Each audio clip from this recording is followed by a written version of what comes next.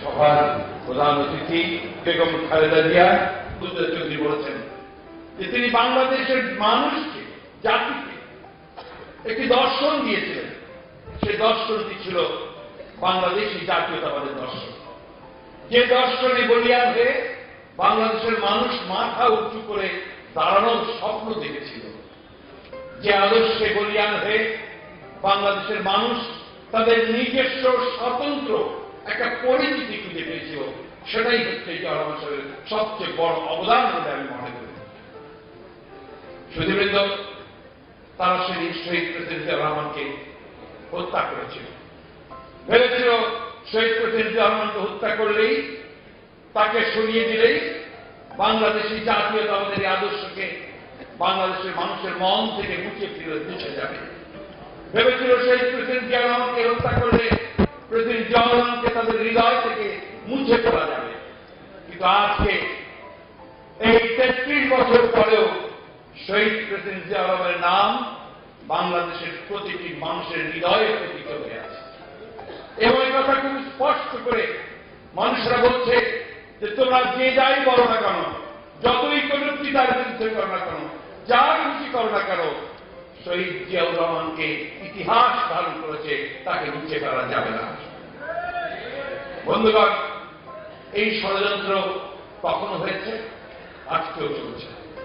আজকেও সেই ষড়যন্ত্র করছে যে নেত্রী দীর্ঘ 9 বছর স্বৈরাচারের বিরুদ্ধে সংগ্রাম করেছেন, লড়াই করেছেন, যে নেত্রী সেই 1/11 পরে যখন তাকে অন্তরীণ করা হয়েছিল তখনও নীরবে যিনি গণতন্ত্রের জন্য সংগ্রাম করেছেন, আজকে সেই নেত্রীকে রাজনীতি থেকে দূরে সরে ফেলে দেওয়ার জন্য, রাজনীতি থেকে বাইরে রাখার জন্য তার বিরুদ্ধে বিভিন্ন রকম মিথ্যা মামলা দিয়ে, আমাদের নেতা তারেক রহমানের বিরুদ্ধে মিথ্যা মামলা দিয়ে তাদের কাছে রাজনীতি থেকে দূরে সরিয়ে রাখার চেষ্টা হচ্ছে।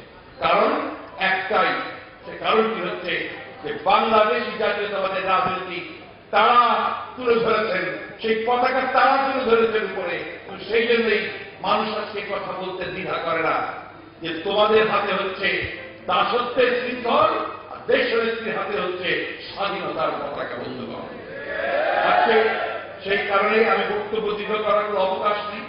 আমাদের বিজ্ঞ আলোচকরা দীর্ঘ আলোচনা করেছেন।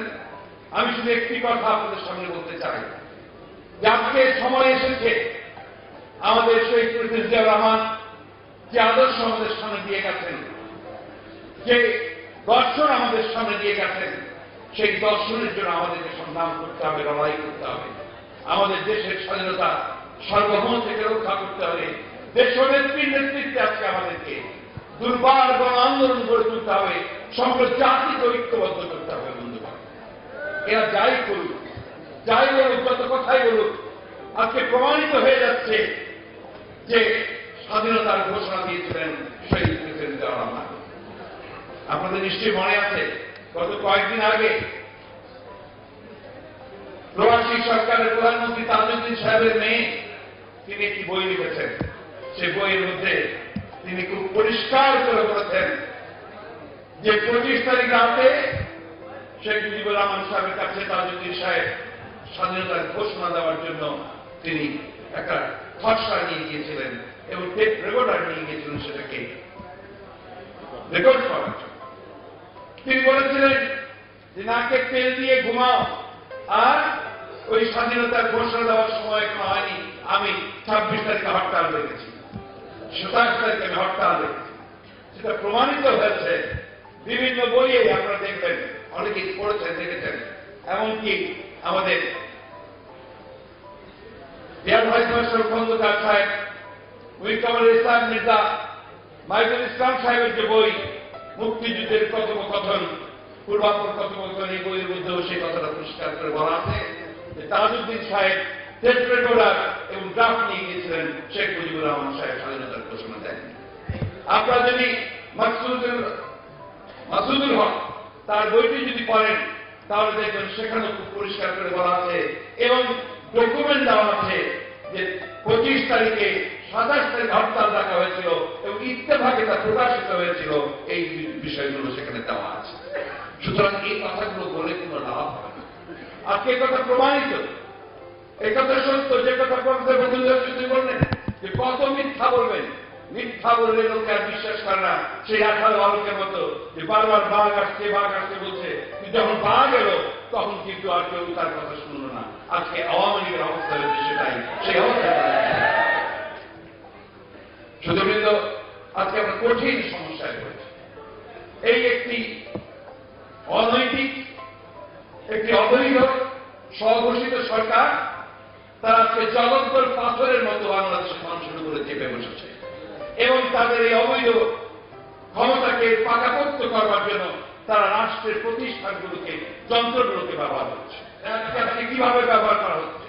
আজকে অনেকে বলেন, আজকে পত্রিকা আছে একটা, যে রাজকে বিলুপ্ত করার প্রয়োজন নেই, তাকে সংস্কার করতে হবে।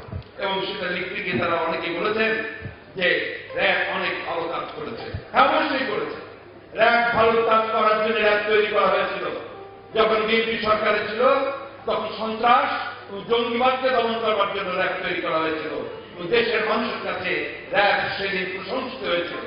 আর আজকে আওয়ামী লীগ সেই র্যাবকে ব্যবহার করছে তাদের রাজনৈতিক উদ্দেশ্যে, রাজনৈতিক ক্ষমতাকে চিরস্থায়ী করবার জন্য আজকে তারা র্যাবকে ব্যবহার করছে। এবং সেই কারণেই র্যাব আজকে তার যে জনপ্রিয়তা ছিল, তার যে উপযোগিতা ছিল, সেটাকে হারিয়ে ফেলেছে। এবং সেই কারণেই, খুব সঙ্গত কারণেই দেশনেত্রী বলেছেন যে এই র্যাবকে এখন প্রয়োজন নেই, এটা গ্যাংগ্রিন হয়েছে, ক্যান্সার হয়েছে, এটাকে এখন ইনপুট করে ফেলে দিতে হবে, তাকে বিলুপ্ত করতে হবে বন্ধুগণ।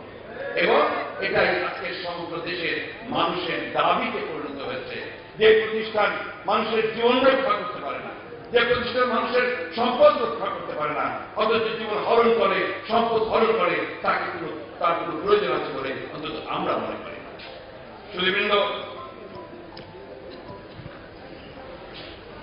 আজকে গোটা বাংলাদেশে মানুষের একটা গণবন্ধকর পরিস্থিতির সামনে পড়েছে, একটা অস্বস্তিকর অবস্থা।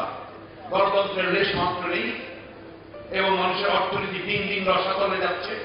মানুষ একটা ভয়ঙ্কর একটা অবস্থার মধ্যে পতিত হয়েছে এবং এই অবস্থা থেকে মুক্তি পেতে হলে এই সরকারকে সরাতে হবে, এর কোনো বিকল্প নেই। সেই জন্যই আজকে একটু পরিষ্কার করে, বারবার করে দেশের গতকাল বলেছেন যে এখনো সময় আছে, আপনারা একটা নির্দলীয় সরকারের কাছে ক্ষমতা ছেড়ে দিয়ে সকল দলের অংশগ্রহণের মাধ্যমে নির্বাচনের ব্যবস্থা করুন। আর তা যদি না করেন তাহলে এই জনগণ আপনাদেরকে বাধ্য করবে একটি নির্বাচন দেওয়ার জন্য, জনগণের সরকার প্রতিষ্ঠা করার জন্য। আমি আপনাদের সকলকে আন্তরিকভাবে ধন্যবাদ জানাতে চাই, বিশেষ করে দেশনেত্রীকে ধন্যবাদ জানাতে চাই যে তিনি আজকে এই আলোচনা সভায় উপস্থিত থেকে আমাদের সকলকে তিনি উৎসাহিত করেছেন এবং এই আলোচনা সভাকে সমৃদ্ধ করেছেন।